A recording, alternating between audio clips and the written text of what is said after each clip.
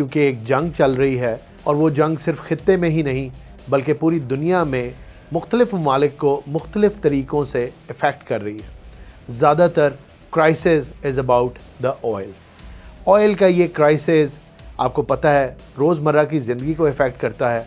Prices ऊपर जाती हैं और फिर जो कॉस्ट ऑफ लिविंग है वो बढ़ने लगती है। और स्पेशली जो कंट्रीज़ थर्ड वर्ल्ड में हैं जैसे पाकिस्तान, इंडिया, इस तरह के और बहुत सारे मुल्क, उनके अंदर जो लिविंग सिनेरियो है लोगों का वो बिल्कुल जेपरडाइज हो जाता है और एक लोग थ्रेट के अंदर आ जाते हैं।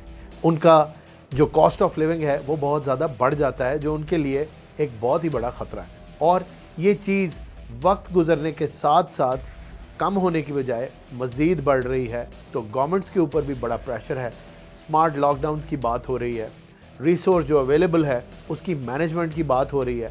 इमेजिन आपका घर शहर से दूर है, आप सबर्ब्स में रहते हैं, बच्चों ने स्कूल भी जाना है, आपने ऑफिस भी जाना है, खुदा न खास्ता किसी इमरजेंसी से भी डील करना है और लिमिटेड पेट्रोल के अंदर अगर अवेलेबिलिटी का इशू हो, अगर अल्लाह ना करे गॉड फॉरबिड ऐसा भी हो जाए, तो फिर टू स्टार्ट विद ये कैसी मुश्किल होगी और रोज़मर्रा की ज़िंदगी गुजारना आपके लिए या हमारे लिए कितना मुश्किल हो जाएगा, चैलेंज कितना बढ़ जाएगा।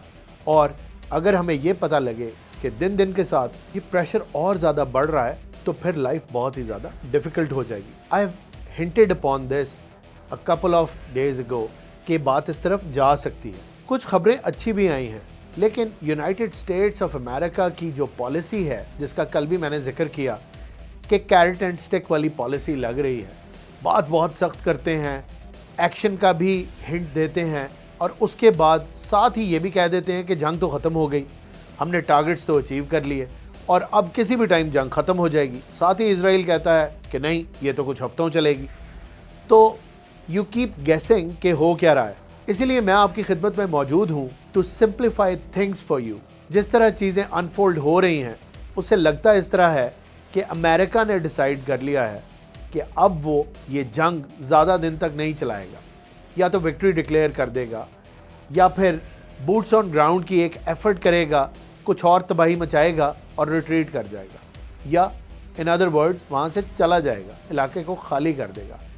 लेकिन ये सलूशन या ये जो अमेरिका की मूव है ईरान को कबूल होगी, ये वक्त बताएगा। इसके ऊपर मैं अपनी राय भी आपके साथ शेयर करूँगा लेटर इन द प्रोग्राम।